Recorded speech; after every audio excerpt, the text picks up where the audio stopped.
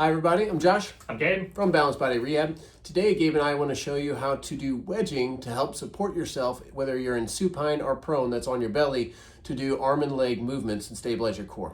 So one of the most common malrotations or faulty positions of the body is that the pelvis will be rotated to the left, the mid-back will be rotated to the right, and the upper back will be rotated to the left.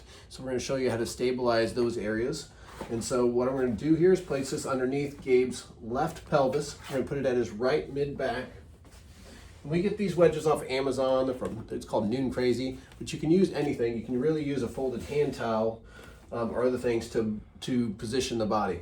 So we have this under his left upper back. And so what Gabe's going to do here is just simply march his legs up and down. He's going to contract his core, draw his rib cage down, pull his belly in, stabilize the core.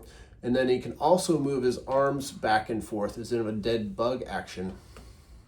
What's happening here is the body can no longer compensate the way it does. The rib cage can't twist, the pelvis can't drop in the way it usually does.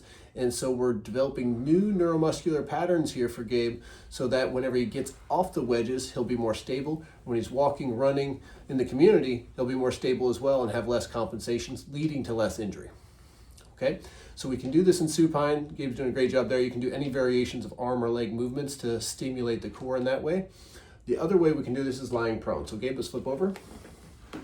And essentially the wedges can stay in the exact same position.